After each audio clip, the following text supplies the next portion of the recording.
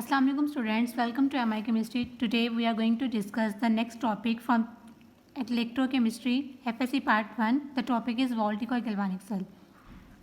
हम लोगों ने लास्ट टाइम देखा था इलेक्ट्रोलिटिक सेल. हमने कहा था कि इलेक्ट्रोकेमिकल सेल्स दो तरह के होते हैं. The one is electrolytic cell and the second one is voltaic और गैल्वेनिक सेल. इलेक्ट्रोलिटिक सेल में हमने देखा था कि मैंने आपको कहा था इस तरह से आप याद रखिएगा कि इलेक्ट्रो वर्ड है तो मतलब यहाँ पे आपने इलेक्ट्रिसिटी को कन्वर्ट करना है केमिकल एनर्जी में. इलेक्ट्रिकल एनर्जी कन्वर्ट होती है केमिकल एनर्जी में. उसके अपोजिट है वोल्टिक और गैल्वेनिक सेल. इसमें केमिकल एनर्जी कन्वर्ट होती है इलेक्ट्रिकल एनर्जी में.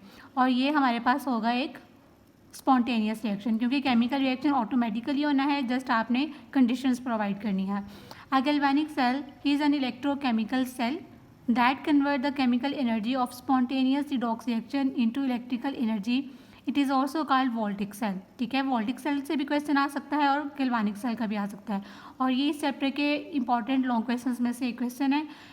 आप जब क्वेश्चन लिखेंगे तो आपने इस तरह से भी इक्वेशन के फॉर्म में लिख देना है. एग्जामिनर के लिए इजी होता है अंडरस्टैंड करना. Chemical energy is converting into electrical energy in galvanic cell. Examples of galvanic cell include fuel cell, Daniell cell, nickel cadmium cell and zinc copper cell. आपकी बुक के अकॉर्डिंग हम लोग next discuss करेंगे detail में zinc copper cell को. सबसे पहले हम इसकी कंस्ट्रक्शन देखेंगे. जिंक कॉपर सेल में it consists of two half cells. The one is this and the second one is this. It consists of two half cells that are electrically connected. इनको आपने यहाँ से एक वाई के through copper Y के through connect कर देना electrically. और यहाँ पे आपने एक लगा देना है volt meter. Each half cell is portion of the total cell in which two half reactions take place. ठीक है, आपके पास एक ये हाफ सेल है और एक ये हाफ सेल है. ये दोनों मिलके एक total half cell galvanic cell बनाते हैं. The next one is left half cell. ये हमारे पास राइट हाफ सेल होगा और ये होगा हमारे पास left half cell. Left half cell में आपने जिंक इलेक्ट्रोड लेना है और राइट हाफ सेल में आप कॉपर इलेक्ट्रोड लेंगे. Copper electrode, zinc electrode. ठीक है, और इन दोनों को हम लोगों ने इन्हीं की सॉल्ट्स के इलेक्ट्रोलिटिक सोल्यूशन में डिप किया हुआ होगा. Like zinc will be dipped in zinc sulphate and copper is dipped in copper sulphate solution. So zinc electrode is converting into zinc cation and copper metal is converting into copper cation. So it consists, left half cell consists of zinc metal electrode dipped in 1 molar solution of zinc sulfate in equilibrium, while the right half cell consists of copper metal electrode dipped in 1 molar solution of copper sulfate in equilibrium. These two half cells are connected through a salt bridge containing potassium chloride aqueous solution in a gel. यहाँ पे जो हम gel use करते हैं, jail के अंदर potassium chloride का solution होता है और ये आपके अंदर पास मौजूद होता है सॉल्ट ब्रिज के अंदर. जेल यहाँ पे हम यूज़ करते हैं जेलेटिन जेल, जो बॉन्ड्स की बर्निंग से उसको जब हम जलाते हैं बॉन्ड्स को तो वहाँ से जो है वो एक्सट्रैक्ट होती है. उस जेल में हमने पोटाशियम क्लोराइड का सोल्यूशन मिक्स कर देंगे. नेक्स्ट है रिप्रेजेंटेशन. ये जो दोनों हाफ रिएक्शंस हैं, हाफ सेल्स के दोनों रिएक्शंस हैं, उनको हम रिप्रेजेंट करेंगे इस तरह से. Zinc is converting into zinc cation, aqueous solution में जा रहा है. ठीक है, एक्वस सोल्यूशन आपने 1 मोलर लिया हुआ था और ये जो आपके पास साइन है double line, it shows salt bridge. These two half reactions, these two half cells are connected by salt bridge. So on the right half cell copper cations are converting into copper metal और यहाँ पे आपने जो aqueous solution लिया हुआ था वो वाले कॉपर आयंस होंगे. नेक्स्ट हम वर्किंग की बात करते हैं. वर्किंग के लिए स्टूडेंट्स आपने एक बात हमेशा याद रखनी है, आपने कभी भी इस तरह से याद नहीं करना कि पॉजिटिव एनोड है या नेगेटिव कैथोड है, कौन सा चार्ज, ऐसे कभी भी याद नहीं करना. आपने हमेशा एक चीज़ याद रखनी है कि एनोड पे हमेशा ऑक्सीडेशन होती है. ठीक है, एनोड को आपने हमेशा जिस भी इलेक्ट्रोड पे, चाहे वह पॉजिटिव है और नेगेटिव है, जहाँ पे ऑक्सीडेशन हो रही होगी उससे आप नेम देंगे एनोड का, और जहाँ पे रिडक्शन हो रही होती है दैट इज़ कैथोड. और जहाँ पे इलेक्ट्रॉन प्रोड्यूस हो रहे होते हैं वहाँ पे नेगेटिव चार्ज होता है और जहाँ पे इलेक्ट्रॉन्स की डेफिशिएंसी होती है उस इलेक्ट्रोड पे पॉजिटिव चार्ज आ जाता है. जब हम इसकी वर्किंग को एक्सप्लेन करेंगे, लिखेंगे तो इस तरह से लिखेंगे.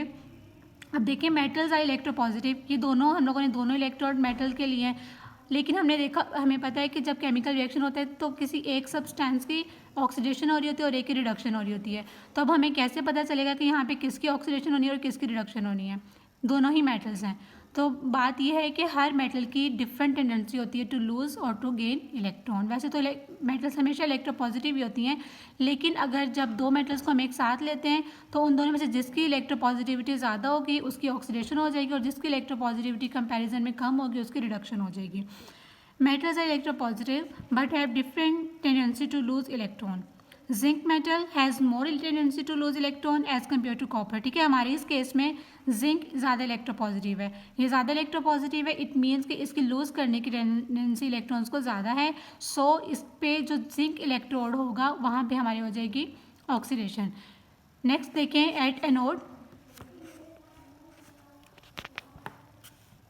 Zinc metal oxidise to form zinc cation. हमने कहा कि जिंक की होगी ऑक्सीडेशन क्योंकि इसका जो पोटेंशियल है इलेक्ट्रॉन को लूज करने का वो ज़्यादा है. So zinc is converting into zinc cations और इलेक्ट्रॉन यहाँ पे लूज हो रहे हैं, मतलब यहाँ पे इलेक्ट्रॉन प्रोड्यूस हो रहे हैं. और मैंने आपसे कहा था कि जहाँ पे इलेक्ट्रॉन की प्रोडक्शन हो रही होगी उस इलेक्ट्रोड पे नेगेटिव चार्ज होगा. इट मीन्स कि गैल्वानिक सेल में एनोड जिसपे जिंक की ऑक्सीडेशन हो रही है that will have negative charge. Due to production of free electrons anode get negative charge. Next cathode पे रिडक्शन होगी मतलब गेन ऑफ इलेक्ट्रॉन होगा. तो इलेक्ट्रॉन गेन किसने करने हैं, किसी मेटल केटाइन ने ही इलेक्ट्रॉन गेन करने हैं ना. तो जो हमारे पास नीचे इलेक्ट्रोलाइट सोल्यूशन के अंदर कॉपर केटाइंस होंगे they will have ability to gain electron and get reduce. So जो सोल्यूशन में से कॉपर केटाइंस हैं वो इलेक्ट्रोड पे आएंगे, ठीक है, और वहाँ से कन्वर्ट हो जाएंगे कॉपर मेटल में.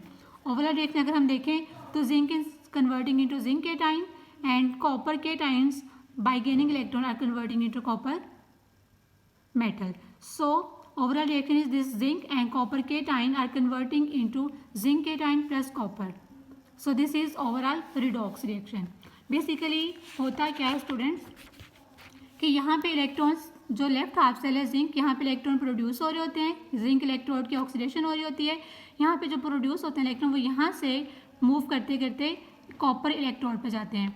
यहाँ पे नेगेटिव चार्ज आ जाता है, ठीक है, नेगेटिव चार्ज यहाँ पे इकट्ठे होते जाते हैं और फिर इन नेगेटिव चार्ज को इस सोल्यूशन में से जो कॉपर केटाइंस पड़े होते हैं वो गेन करते हैं और कॉपर केटाइंस जो है वो यहाँ पे आके रिड्यूस होते हैं. और इस तरह से आपका ये जो प्रोसेस है चलता रहता है.